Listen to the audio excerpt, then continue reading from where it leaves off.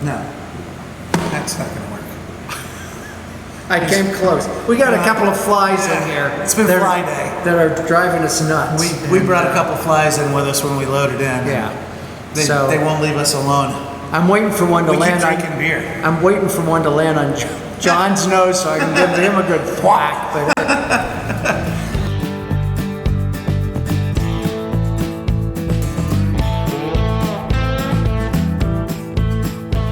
Coming to you sort of live from the 1885 tap room on Main Street in wonderful downtown Simpsonville, South Carolina. I'm Russ Heaps.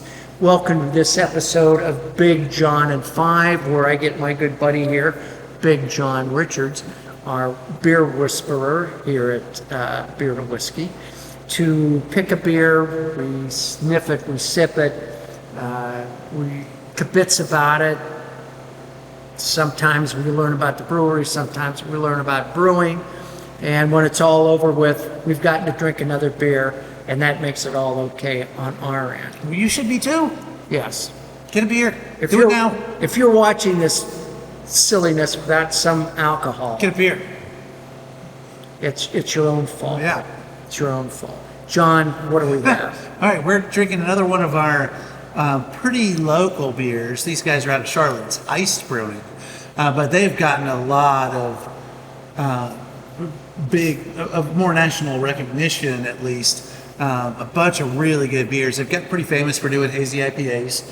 They do what they claim to be the first hazy IPA in North Carolina, which is probably right. They're Citraquential, which is they're one of their flagship beers. Maybe it might be the only beer they produce year round. This? No, they're Citraquential. Oh. Yeah. I zoned out for a second. Yeah. I missed that part. Sometimes I do that when John's talking. Yeah, it's fair. I do it to myself sometimes while I'm talking. This is a big Baltic porter they do called Navigating Seas, and I don't know that there's any special meaning to that name, except that Baltic porter had to cross the sea to get to Catherine the Great. The Baltic Sea, in fact.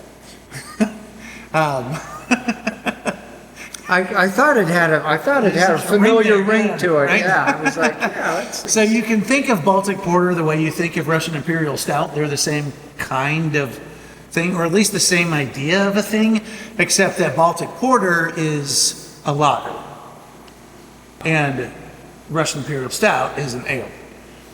So with Baltic porter, you're getting a big dark beer, 9% for this one. I've seen them at 11 and 12. One of the famous ones was the old Ballast Point Victory at Sea. I was just going to mention that. Yeah. I love that. That is one of my favorite Yes. beers.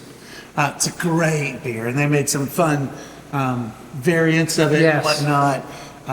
And it's exemplar of what Baltic porter should be. But I think that one's like 11%, if I remember right. It's on. We've reviewed it. Look on the Porter playlist. There you It'll go. be on there. That's a plug. That's what in the industry that's called a plug. Yeah. Well, we have your attention here momentarily. So this one's quite a fun one. It's it's big, chocolatey, caramelly. There's some like dark fruits in there, like figs and raisins, little plums, and then there's something neat in there that I still haven't quite placed, and I got a crutch on everything we've done this session that I've already had it. And I've had this one a couple times now, and there's something that I keep calling licorice that I don't think is. It's something spicy, something almost minty, woody, that's not, that I'm not positive exactly what that spice is that's rounding out what's going on in there, but it's neat, and I like it. And so I'm very excited for you to have this beer and for us to chat about it. Maybe we come up with what it is. All right, let's go. Let's go. Text Miss Lily. I've been doing that to Russ every time. I actually have a bar towel here ready to sop up the mess that John creates when he. I'm an aggressive cheerser. He is. Holy, I'm amazed the glass survived it. it still smells like black licorice to me. You know, I would have never said that, but once you've said it, that it does That's kind what it of, is. yeah, that is kind of the nose I get. It's so neat. It's such a clean, smooth beer, and it's a more. All right, tell me what you think before I get into talking about the differences between Imperial Stout and Baltic Porter. Well, this is cocoa-y. I wouldn't, it's kind of Yes. chocolate, but I actually think it's a little more cocoa-y Yeah, than it is I'll give you that. chocolate.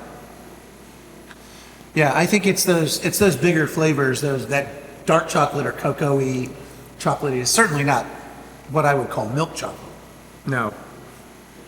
but there's some caramel toffiness in there too. A some little, burnt I'm sugars. getting a little bit, and I think as it rests with me, I think I'm going to get a little more of it because I am getting a little more of it. Yep. And this is another one that needs to warm a little. So this is that trick where you can stick the thing in your hands and just make it warm up a little as you sip it. I started doing this years ago, and people are like, "What are you doing?" I'm praying. Leave me alone.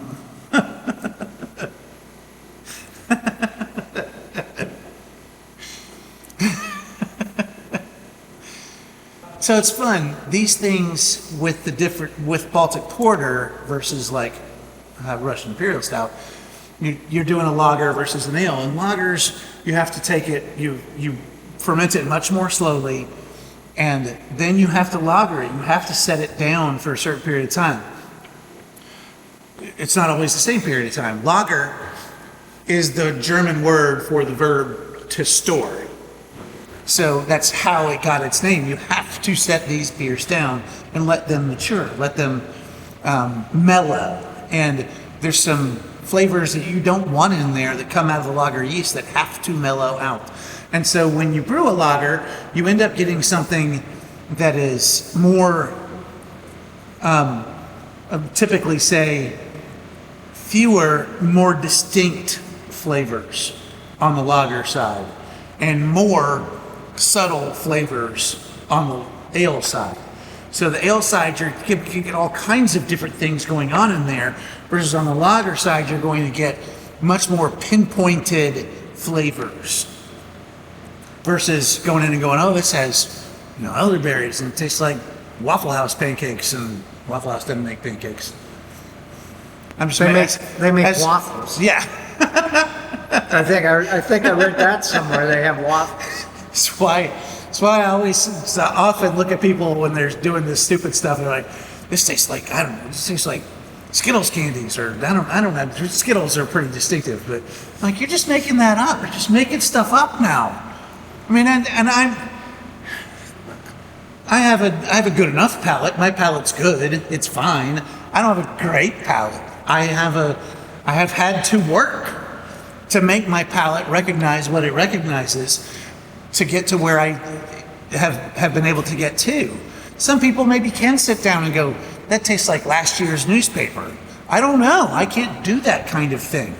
Maybe one day. I certainly can't. But I can sit down and taste the things that are happening and apply them to something. And a lot of times we talk about when you're doing flavor evaluation, especially when you're smelling it, you want to smell for a memory, because your olfactory sense it points to the same neurons that memory comes from. So when you smell, it activates the same neurons in your brain as when you remember something. So if you're sitting there smelling something, you got smells like grandma's cookies. That's what it is. That's how that works. So when we talk about training your nose, we talk about, you think about a thing, an event or a memory or a time or something, because you might sit down and go, that reminds me of something, I don't know what it is. And in your next sip, you might go, oh, that reminds me of my grandma's house. Oh, it reminds me of Saturday mornings. It reminds me of oatmeal cookies that my grandma used to make.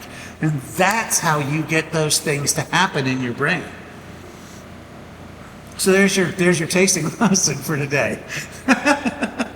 Ditto. Right? Ditto. So this is fun. And that's why I keep going. I don't know exactly what it is yet with that spice, where I keep coming back to it and going, I know I recognize this. I'm not- And I can't come up with exactly what it is. And maybe it is just black licorice and I can't come up with a thing for I it. am not getting a spice out of this. I'm getting, as it sits on my tongue, I'm getting like a chocolate covered caramel. Yeah. That's what I'm getting. I think those are definitely the dominant flavors.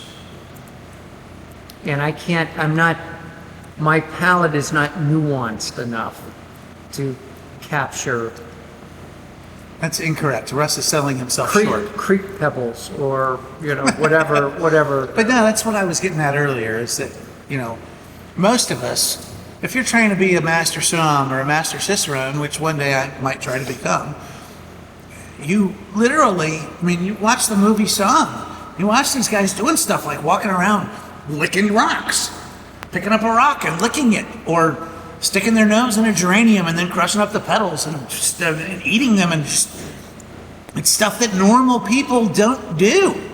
But if you're going to become that kind of professional taster, you have to do those kinds of things. You have to expose yourself to all of it. Right. That's correct. I don't want to do that. No, that's not going to work. I came close. We got a couple of flies in here. It's been fly day. That are driving us nuts. We brought a couple flies in with us when we loaded in. Yeah. They won't leave us alone. I'm waiting for one to We keep land on. drinking beer. I'm waiting for one to land on John's nose so I can give him a good whack. But So far, they just keep landing on my elbow. This is fun. I didn't get to talk a bunch about Heist. I'll say very quickly that they opened up 2014, if I didn't mention that before, and have come quite a long way since then, and have really making some good beers. this is a terrific Baltic porter. They have really diversified their portfolio, where they're brewing some fun stuff and doing a great job of all of it. We've got some breweries, and it's a twice told tale. Brewery opens up, brewery gets popular, brewery expands, brewery loses their way and dies. And this brewery has seemed to really hold on to the idea that they're only going to brew good beer, and that's the start and the end of the equation. And I'm pleased that they're one of our local guys. I am too.